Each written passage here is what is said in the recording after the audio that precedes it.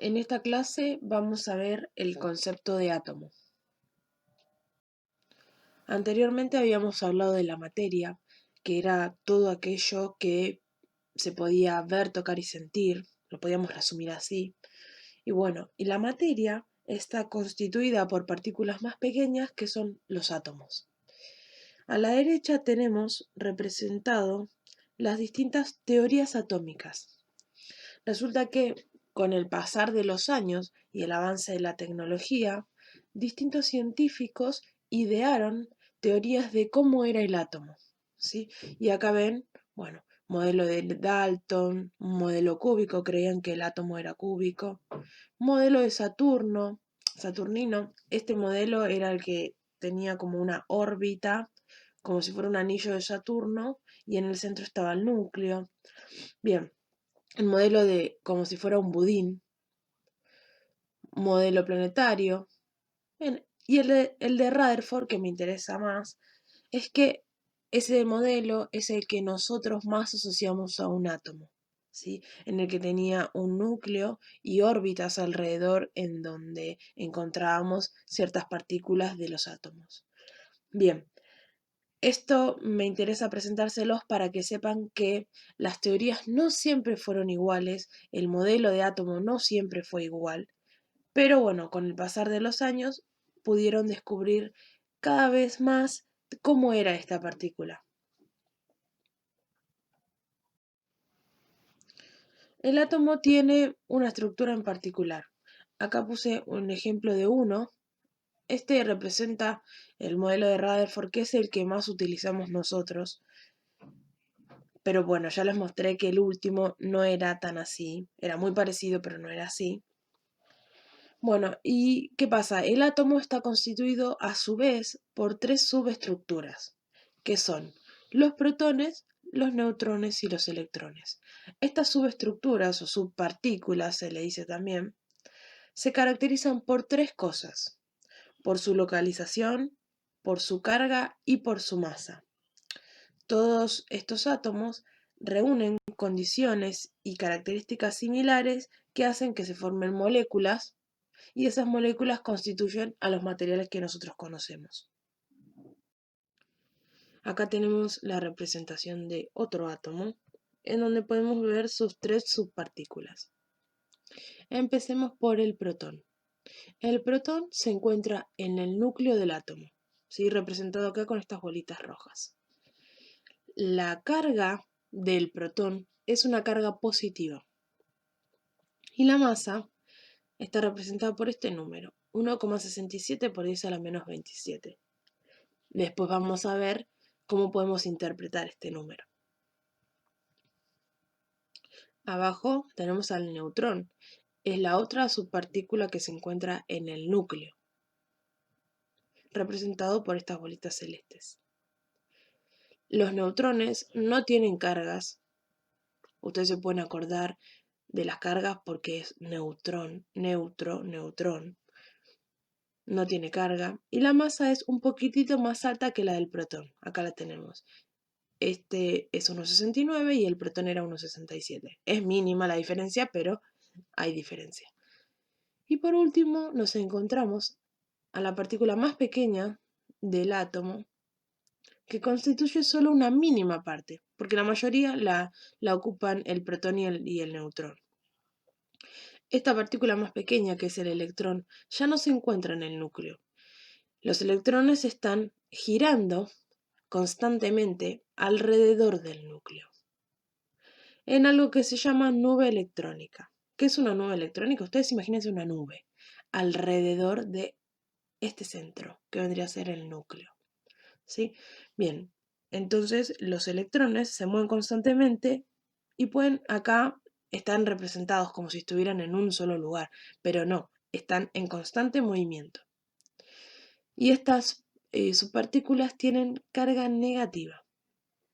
Entonces, resumiendo, el átomo tiene dos partes: el núcleo y después lo que podría llamarse corteza, que es alrededor, en donde en el núcleo vamos a encontrar dos subpartículas, que son los protones y los neutrones, con carga positiva y carga neutra, y alrededor, en donde llamamos corteza, una nube electrónica en donde existe la posibilidad de encontrar a los electrones.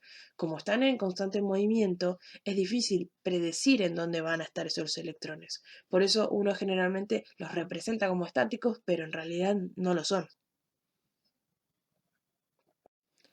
A su vez, nos encontramos con que los protones y los neutrones están constituidos por unas partículas más pequeñas que ellos, que son los quarks.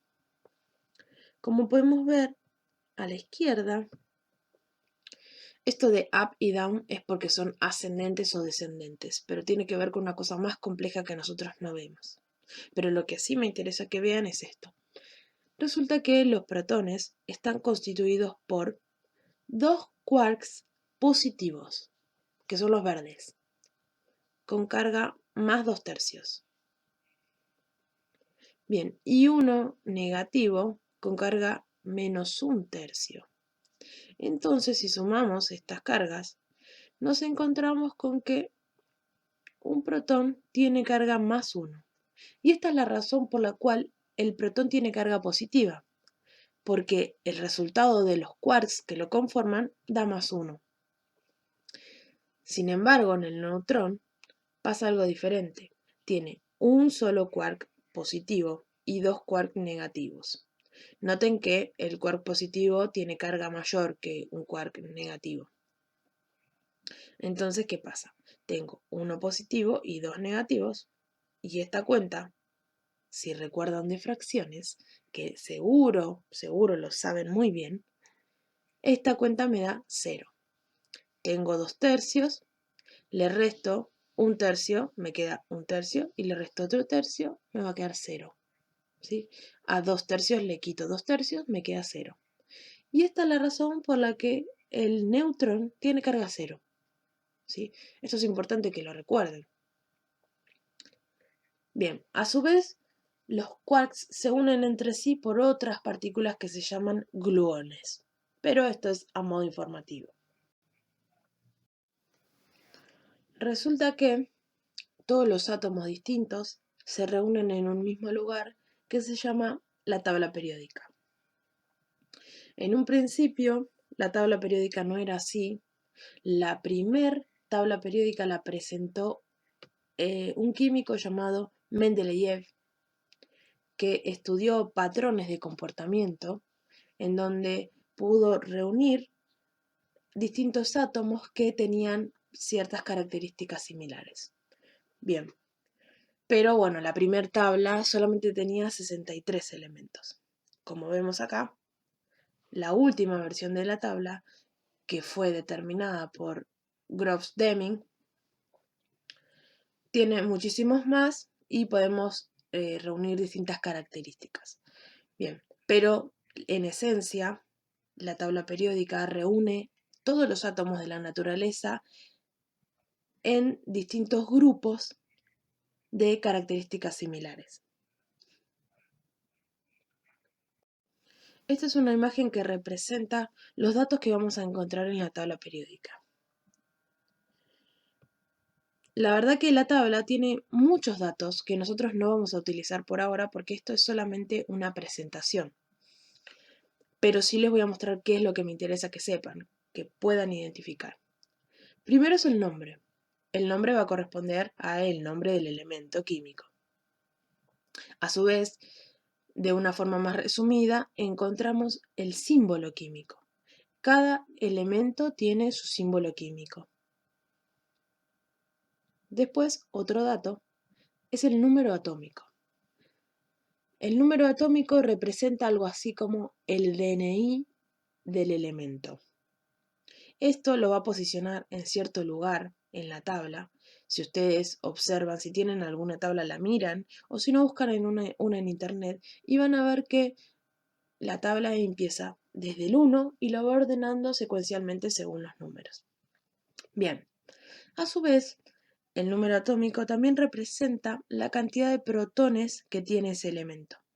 Protones, recuerden, los protones eran las partículas que estaban en el núcleo con carga positiva.